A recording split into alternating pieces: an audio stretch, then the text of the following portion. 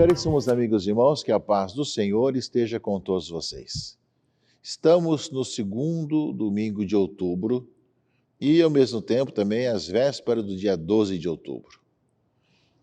Duas festas marianas movimentam o nosso país nesses dias.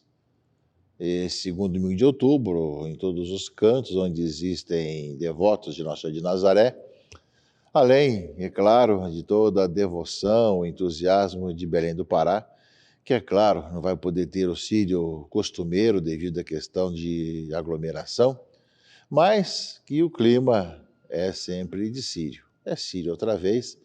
E é interessante ver que o tema do Círio de Nazaré nesse ano, nesse segundo domingo de outubro, está ligado um pouco ao assunto que nós falávamos também na semana passada.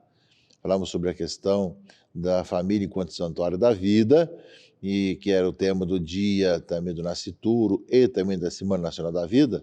E agora, o dia de Nossa Senhora de Nazaré, do Círio de Nazaré, é o Evangelho da Família na Casa de Maria, o do 129º Círio de Belém, o Evangelho da Família na Casa de Maria. Portanto, continuamos com o mesmo tema da família, né, justamente vendo ali na Casa de Maria, né, a importância da boa notícia, né, ou seja, a importância da família, da boa notícia da família cristã. E, é claro, continuamos com o mês temático, que é o mês das missões. Jesus Cristo é missão, e o lema, não podemos deixar de falar do que vimos e ouvimos, que é também o tema do Papa no Dia Mundial das Missões. Portanto, meus irmãos e irmãs, são momentos importantes. Daqui a 2 dias, no dia 12, dia de Nossa Senhora Aparecida, padroeira do Brasil. Este ano, 90 anos que ela foi declarada padroeira do Brasil aqui no Rio de Janeiro. Festejamos essa data no mês de maio. E é sempre uma graça muito grande ver tudo isso. E, caríssimos amigos e irmãos, sem dúvida, né, essas datas marianas nos falam da fidelidade de Maria, dela ouvir a voz de Deus, dizer seu sim ao Senhor e ter essas manifestações, né, que sejam através de pessoas, através de acontecimentos, no caso de Nazaré, como também de Belém, são assim, a imagem que está ali junto às águas, seja no Igarapé, lá em Belém, seja aqui no Rio Paraíba, aqui no Vale do Paraíba. Mas nos falam dessa fidelidade, do dom do sim de Maria. Que nós, meus irmãos e irmãs, nesse final de semana, nesses dias também que antecedem a festa de Nossa Senhora Aparecida, peçamos justamente essa abertura para que, como Maria, nós, ao escutarmos o chamado de Deus pela voz do anjo, possamos dizer o nosso sim. Eis aqui aquele e aquela que quer servir o Senhor. Cumpra-se na minha vida a tua palavra, como disse Maria a Deus através do anjo. E que, através das várias devoções populares, vão acontecendo e chamando o povo à oração e à conversão, como Nazaré em Belém, como também agora, dia 12, em Aparecida. Um mês muito abençoado, para que justamente esse mês das missões, Jesus Cristo é missão, e depois com o lema, que é também o tema do Papa, não podemos deixar de falar sobre o que vimos e ouvimos, também nos tempos de hoje, com tantas questões que querem nos impedir de falar sobre as coisas da fé, querem nos classificar como cidadãos de segunda classe por termos fé. Nós queremos, sim, viver com nossa dignidade de cidadãos, de vida humana, vivendo a nossa fé, né? Como qualquer outra pessoa, na sua liberdade de ir e vir e de pensar diferente. Portanto, meus irmãos e irmãs, são tempos em que esses temas que aparecem parecem tão pacíficos, no entanto, traz consigo informações muito importantes com relação a toda a nossa vida. A liturgia desse 28º domingo tempo comum, caríssimos irmãos e irmãs, nos fala do Evangelho de Marcos 10, 17 a 30, pelo menos a versão mais longa, ou de 12 a 27, versão mais curta, dependendo daquela que for usada, não é? E a grande pergunta é justamente, o Jesus estava a caminhar, veio alguém correndo, ajoelhou-se diante dele e perguntou: bom mestre, o que devo fazer para ganhar a vida eterna? Ou seja, a pessoa já foi motivada e já compreendeu que a vida tem uma continuidade e a vida é para sempre, né? Então, ele perguntou: o que eu devo fazer? Como é que eu devo viver? não é? E aí, Jesus vai dizer, você não precisa me chamar de bom, tu conheces os mandamentos. E falou dos mandamentos em relação ao próximo: não matar, não cometer adultério, não roubar, não levantar falso testemunho, não prejudicar ninguém, honrar teu pai e tua mãe. E a pessoa que fala com Jesus disse, isso tudo eu faço, coloco em prática desde a minha juventude, graças a Deus. Porém, te falta uma coisa, falou Jesus, olhou para ele dizendo, vai, vende tudo que tens e dá aos pobres e terás um tesouro no céu. Depois, vem e segue-me. Ou seja, falava justamente desse desapego aos bens. Nós sabemos, meus irmãos e irmãs, que nós podemos ter muitos ídolos na nossa vida. E um dos ídolos pode ser justamente o dinheiro, os bens que nós vamos possuindo. Por isso, nós temos que colocar Deus acima de tudo. Jesus tinha perguntado dele sobre o amar ao próximo. Quando colocou, como é que está seu Deus acima de tudo, qual foi a questão? A leitura continua dizendo, ou seja, quando ele ouviu isso, ficou abatido e foi embora cheio de tristeza, porque era muito rico, não é? Ou seja, tinha muito dinheiro, tinha muitos bens, então, ao ouvir isso, ficou muito triste, porque se fosse uma coisa mais simples e mais fácil. Mas não, poder realmente viver a vida desapegado, sem outros deuses, a não ser o verdadeiro Deus em nossa vida, realmente, né, quando fala o Shema Israel, amarás o Senhor teu Deus, né, acima de todas as coisas, com todo o teu entendimento, tudo mais, com todo o teu vigor, supõe colocar Deus acima de tudo. E Jesus vai dizer isso, ou seja, o mandamento de amar a Deus e amar ao próximo, né? Então, nesse aspecto vai ser muito claro com relação a isso. Por isso, o Evangelho nos fala justamente disso, né? Que quando ele ouviu falar disso, ele ficou triste, foi embora porque tinha apego aos bens, né? E aí continua a leitura, dizendo, então, desse jeito, como é que vai fazer a pessoa para ser salva?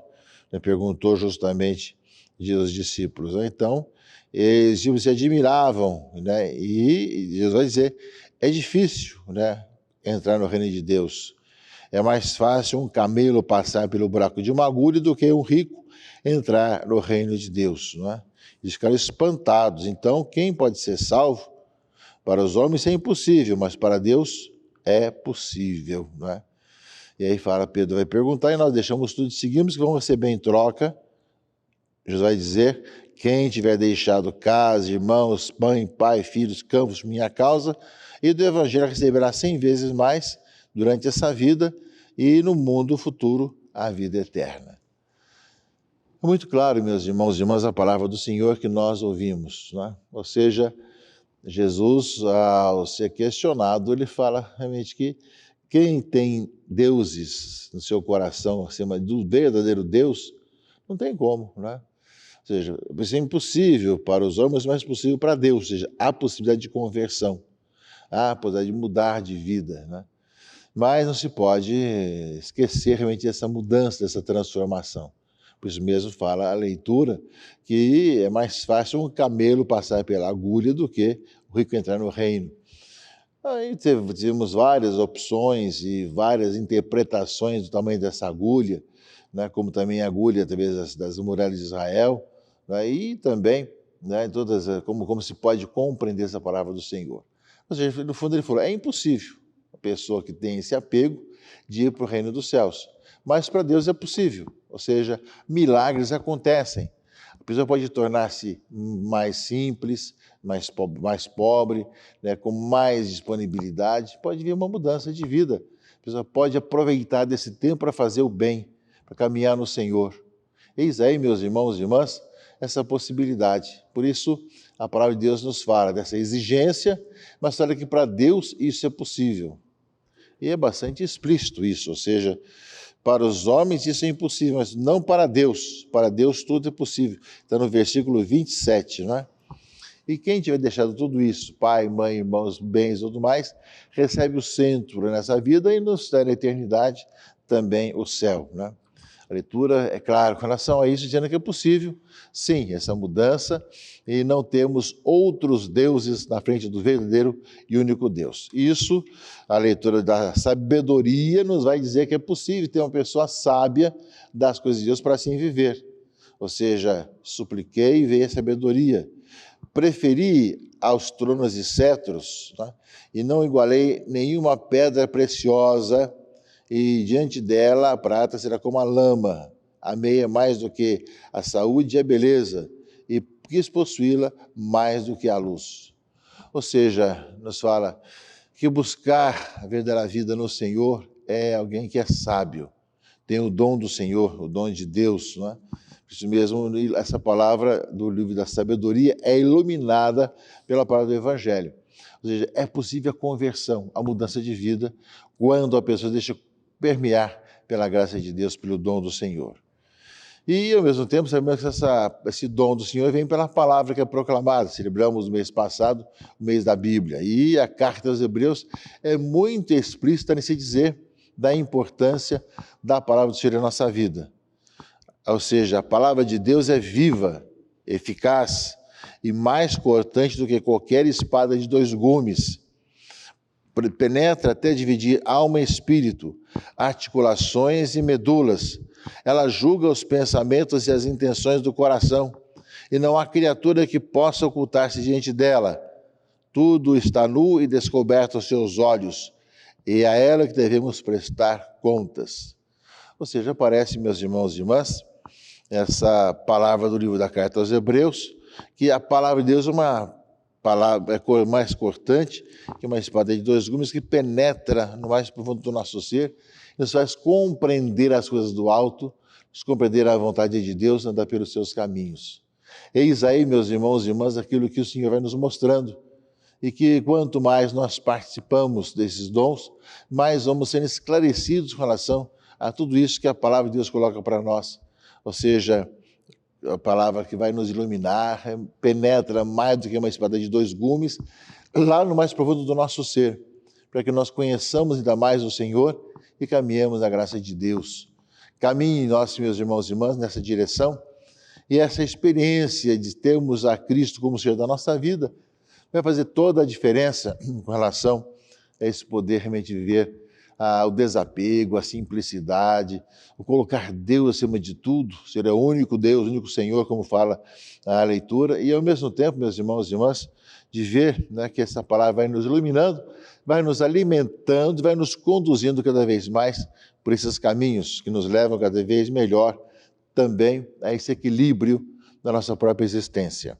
Portanto, nesse dia de hoje, quando nós temos mais uma festa de Nazaré e as vésperas de Nossa Senhora Aparecida, peçamos o dom da sabedoria, o dom do Senhor em nossa vida, para que possamos cada vez mais encontrar esses caminhos que nos levem a viver aquilo que parece impossível, mas que para Deus é possível, que é a vida no Senhor, a vida na graça de Deus, o dom do Senhor. Participemos da missa presencial em nossas comunidades, com todo o distanciamento, toda a higienização, máscaras, etc., que é importante, né, que nós, depois de tanto tempo em casa, nós também voltemos a participar da missa, escutando a palavra, deixando o nosso coração aberto para poder realmente ali experimentar a graça do Senhor. E essa experiência, meus irmãos e irmãs, nos leve, consequentemente, a amar o próximo, a fazer bem aos outros e andar por esses seus caminhos cada vez melhor.